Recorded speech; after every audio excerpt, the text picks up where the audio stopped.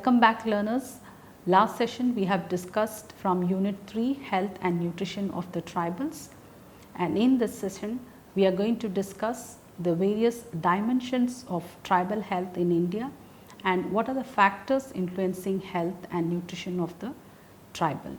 India is a signatory to the Alma Ata World Health Organization Declaration of 1978 and committed to attaining the goal of health for all by 2018 through primary health care approach.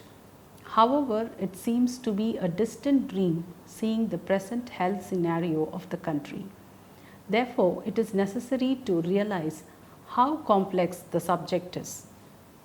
Overall, an average Indian's health is inferior to his Western and many Asian counterparts.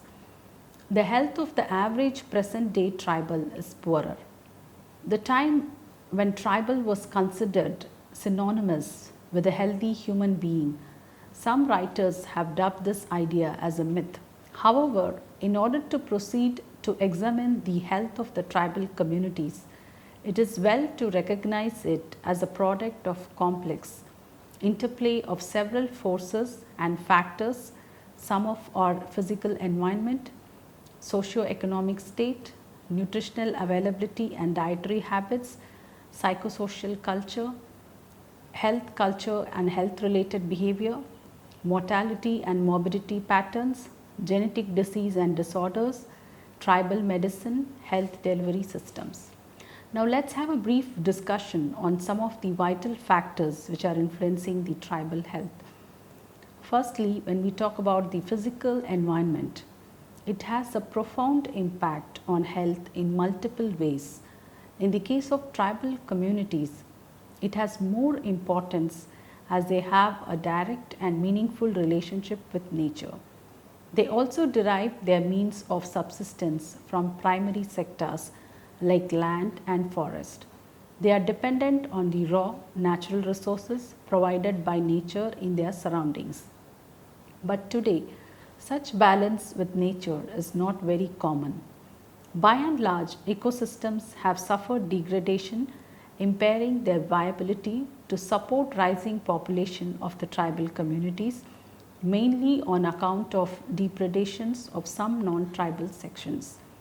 This factor is of importance and has been contended with. Now, another factor is the socio-economic factor. Next to availability of resources is the factor of socio-economic organization of a group.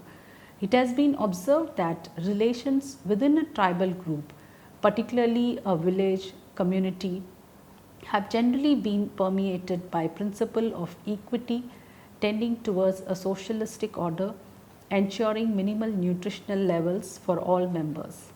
The tribal societies have often taken care of the weak and the destitute.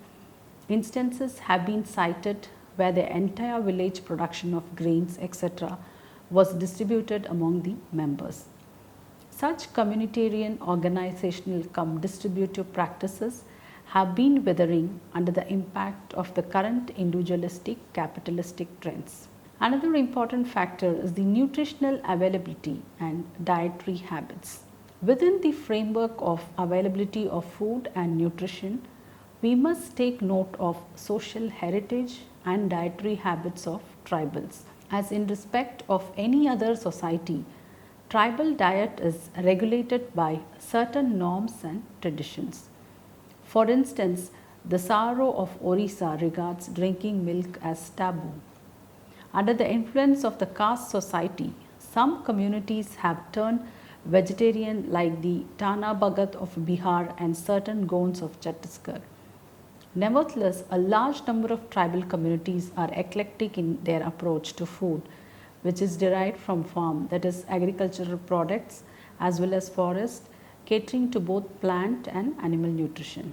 The unfortunate fact today is that there has been depletion of both tribal agricultural land and forest. Despite legal and administrative measures, a sizable percentage of the land has slipped away from the tribals. Further, it is well known that deforestation after independence has taken place on a big scale and for this reason and otherwise there has been large scale destruction of wildlife.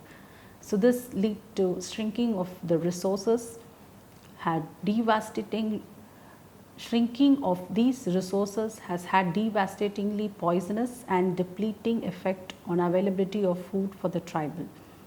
Further, there has been curtailment in the nutrition which went into the tribal human system through homemade alcoholic beverages. In overall results, social and medical scientists have reported high incidence of nutritional deficiency among vulnerable segments, namely infants, children, pregnant women and nursing mothers. Next, moving on to the genetic disease and disorders. This is another important factor. There are two genetic disorders, namely sickle cell anemia and G6PD deficiency, which is found to occur in high frequencies in scheduled tribe populations in Indian subcontinent. Both male and female were equally affected in the case of sickle cell anemia, whereas males were more affected than females in G6PD deficiency cases. The sickle cell disease was found in 72 districts of central, western and southern India. There were more than 35 tribal population groups showing a frequency of more than 19%. The interlinkage of some genetic characteristics with the environment, specific disease endemicity and therapeutic problems has to be understood. It appears that some degree of documentation of the nature and extent in breeding among some tribal communities has been done, but many more tribal groups need yet to be studied. Now, another important factor is the tribal medicine. The tribal systems of medicine, broadly speaking, depend on herbal and psychosomatic lines of treatment. Inadequate attention was given to tribal medicine. Prejudice should not cloud our approach. There is a need to delve into them for two reasons. One, to gain access to the knowledge which is this section of humanity possesses and make the best use of it to their advantage for healthcare and development. Second, in the light of the international protocol seeking to take away this knowledge for profit, it is important to retrieve and preserve the tribal medicine. Hence, intensive and extensive research should be taken up in tribal medicine to open up new frontiers. Now, moving on to the next important factor is the health delivery systems. If we look at the design of the health delivery systems in the tribal areas, it needs to conform to the socio-economic conditions, morbidity patterns, demographic patterns, terrain and climate, and other indicators like nutrition status, life expectancy, disability rates and alcoholism, etc. It should not be just a replica of what obtains in the other rural areas of the country. The preventive approaches should be given priority over the curative approaches due to lack of infrastructure and specialized technology. The immunization programs for infants and children and various other prophylactic programs can pay rich dividend. Secondly, the type of healthcare personnel required needs consideration. The cultural differences demand posting of the right type inhospitable condition of the tribal areas drive away the usual run of medical and paramedical staff. As a result, health institutions remain unmanned along with drugs and equipment in short supply. If we look at the perception of health and health seeking behavior among the tribal people world over is intertwined with a lot of factors. The traditional beliefs, practices, nature of interaction with the physical environment and changing social, cultural and economic domain. The tribal population world over has been exposed to a rapidly changing world around them, the depleted natural resources on which they are dependent and alien culture of monetary economy. The tribal people are mostly unable to cope with these new situations. Their social and cultural customs are in transition whereas in socio-economic front they are lagging far behind from others.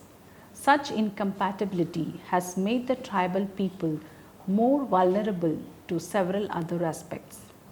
Healthcare issue is one of such major areas that need to be addressed on war footing. Among several health problems faced by the tribal groups, the problem of malnutrition and undernutrition is seen as a direct consequence of socio-economic disorganization of tribal societies. While there seems to be a vague consensus amongst policymakers and tribal communities have poor health and restricted access to health care, there are still no comprehensive policies that meet this need, and there is no reliable data about the state of tribal health. The tribal health care in India usually falls within the ambit of rural health care. The assumption that the problems and needs of the tribal people are the same as that of rural population is incorrect. The difference in terrain, environment, social systems and culture all lead to tribal communities having their unique set of healthcare needs.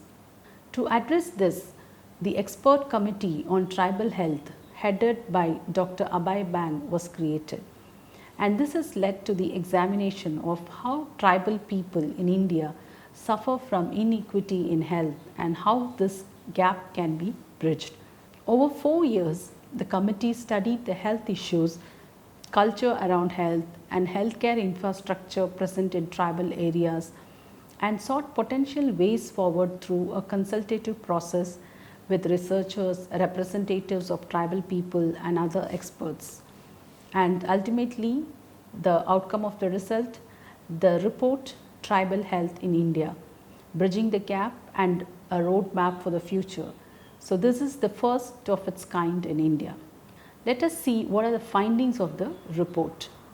The tribal communities face the triple burden of disease. Apart from high rates of malnutrition and communicable diseases like TB, leprosy, HIV, etc., the advent of rapid urbanization and changing lifestyles and environment, this has led to a rise in non-communicable diseases as well, like cancer, diabetes and hypertension. So these are both in addition to the burden of mental illness and subsequent addiction. Now let us see what are the factors identified by them in the report which are affecting the tribal health and nutrition. A significant gap highlighted in the report is the lack of healthcare professionals that are available to work with tribal communities.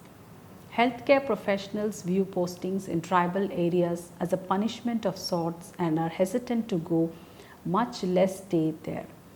With this in mind, the report emphasizes the need for a significant mindset change, but more importantly points to the opportunity that lies in motivating and training tribal people themselves to join the health force. If we work with the communities, we will find that tribal youth are an excellent resource, and inducting them to healthcare will be more feasible, sustainable, and that is a long-term solution. The report also states that traditional healers within tribal communities should be recognized and utilized. There is no dearth of health-related folklore in tribal communities, and tribal people rely heavily on naturopathy, using medicinal leaves, roots, fruits and seeds from their surrounding ecosystems. The lack of spirituality and emotionality in the modern healthcare system is a factor that sometimes keeps people away from the public health systems. Including traditional healers in healthcare programs could begin to address this issue. It is important to look at tribal health problems as separate and distinct, and clubbing them together with the issues faced in general by rural population negates the vastly different context within which tribal communities exist. The committee identified 10 health issues that affect tribal people disproportionately. These are malaria, nutrition, child mortality, maternal health problems, family planning and infertility, addiction and mental health issues, sickle cell disease, animal bites and accidents, low health literacy, and poor health of tribal children in ashram salas. These problems are specific to tribal communities, should be recognized as such, and then be addressed with the community in mind. Now let us look at the research and data on tribal health. As mentioned earlier, there is dearth of data available on tribal health indicators. And so moving forward, the committee outlines 4 principles that must underpin all research: respect for tribal culture, relevance to tribal communities, reciprocity through a two-way exchange of learning, and responsibility to ensure that the research being done has no adverse effects on the communities. The report is a resource and guide for anyone interested in tribal health, rights and policy making. The recommendations for improving the state of tribal health provides an in-depth understanding of the systemic changes as well as the mindset changes required for tribal health care to advance. Another factor, that is the diagnosis of tribal health. Tribal health in India suffers from following 10 burdens. Let us look at what are the burdens. First, communicable diseases. Maternal and child health problems and malnutrition still continue to prevail. Non-communicable disease including mental stress and addiction are rapidly increasing. Injuries to accidents, snake and animal bites and violence in conflict situations. Difficult natural conditions arising due to geographic terrain, distances and harsh environments. Worse social economic determinants, especially in education, income, housing, connectivity, water and sanitation. Poor quality and inappropriate healthcare services with low access and coverage, low outputs and outcomes. Severe constraints in health human resources at all levels. The professionals from outside are unwilling to serve in tribal areas, and the local potential human resource is not trained and utilized by the health system. The legitimate and needed financial share for tribal health is not allocated or used in most of the states. There is lack of transparent accounting of the actual expenditure on tribal health, lack of data monitoring and evaluation that masks all the above mentioned problems. Political disempowerment of tribal people from the individual to the national level that exacerbates these problems. There is a little inclusion of tribal people in the planning, priority setting and in execution. So these are the 10 burdens listed out by them. When we look at the diagnosis of tribal health, that reveals almost 7 decades after independence, and despite many constitutional provisions to safeguard their interests, the tribal population continues to suffer disproportionately from health problems, compounded by problems of healthcare access and quality. Yet the public health system, including infrastructure, human resources and governance in the tribal areas, remain inadequate.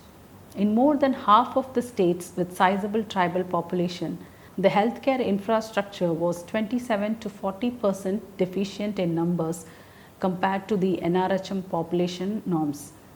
The shortfall of male MPWs 49% and PHC doctors 33% and specialists at CHCs in tribal areas is incompatible with tribal cultural and belief systems, leading to low rate of acceptance. The organization of public health service delivery in tribal areas suffers from serious design flaws that affects its efficiency, efficacy and uptake. To conclude, it can be said that tribal people have the poorest health status and they carry a triple burden of disease. Moreover, despite the high reliance of the tribal people on the public healthcare system in scheduled areas, it continues to be characterized by low output, low quality and low outcome delivery system, often targeting wrong priorities. An important reason Behind this is the near complete absence of community participation in the planning, design and implementation of health services. Therefore, restructuring and strengthening of the public healthcare system in accordance with the needs and aspirations of tribal communities and with their full participation should be the highest priority for the Ministry of Health and Family Welfare, both at the centre and in the states. This means two things. One, that the health situation of the tribal population can be improved, and two, that as things stand today, a lot of work needs to be done. So there is need for urgent action.